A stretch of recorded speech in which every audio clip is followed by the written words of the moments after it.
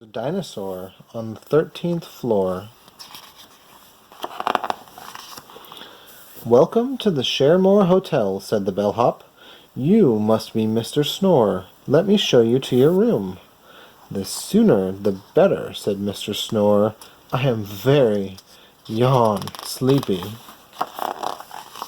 "Here you are," said the bellhop. "Room 104. Sweet dreams, Mr. Snore." Mr. Snore thanked the bellhop, got ready for bed, crawled under the covers and switched off the light. But as he was about to lay his head upon the pillow, he heard a squeaking sound. "Hello, front desk. This is Mr. Snore in room 104. Somebody is sleeping on my pillow." "Yes, that would be the mouse," said the bellhop. "I believe he has had a very long day."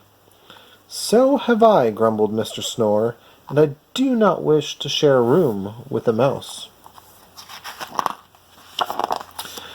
So the bellhop led Mr. Snore to a room on the second floor. "Sleep tight, Mr. Snore."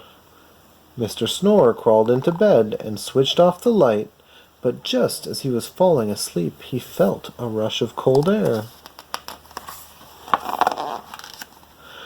Mr. Snore called the front desk again. "Someone is hogging all the covers."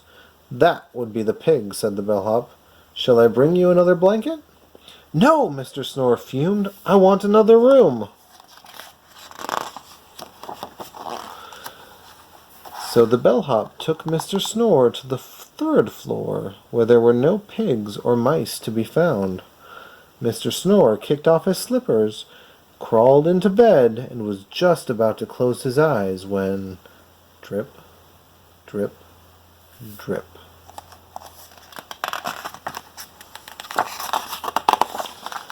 "Sorry about the leaky ceiling," the bellhop said as Mr. Snore marched past the ocean view on the fourth floor. "This time," declared Mr. Snore, "I will find my own room." He found one on the fifth floor.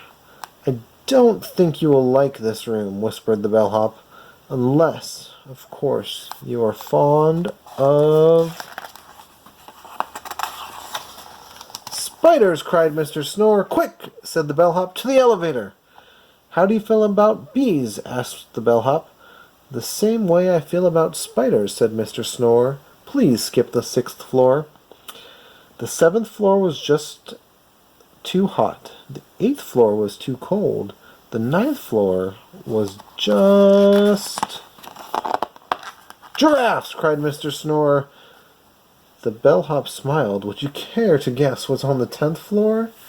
On the 10th floor, they found hamsters. "Where are the rest of the giraffes?" asked Mr. Snore. "On the 11th floor," said the bellhop. "Then I will stay on the 12th," said Mr. Snore. So they went to the 12th floor. "Hey, it's empty," said Mr. Snore.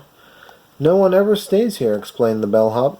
"Perfect," said Mr. Snore, and he lay down and shut his eyes. "It does tend to get a bit noisy," the bellhop warned. But Mr. Snore was already fast asleep. Stomp, stomp, stomp. Gurgle, gurgle. Swish, swish.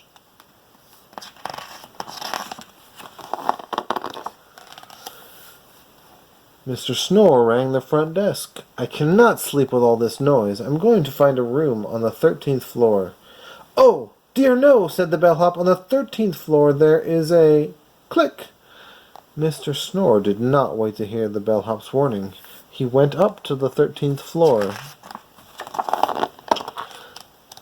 There were no mice, no pigs, no penguins, no snakes, no spiders, no dolphins, no bees, and no giraffes. Not even a hint of a hamster. Nothing but a giant room with a giant bed and a giant pillow.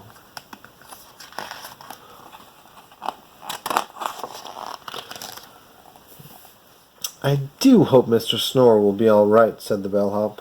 Ring went the phone at the front desk of the Sharemore Hotel. "Hello. This is the dinosaur on the 13th floor. Somebody is sleeping on my pillow." The bellhop sighed. That would be Mr. Snore, he said. He has had a very long day.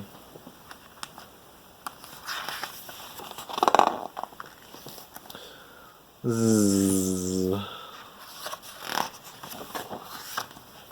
The end.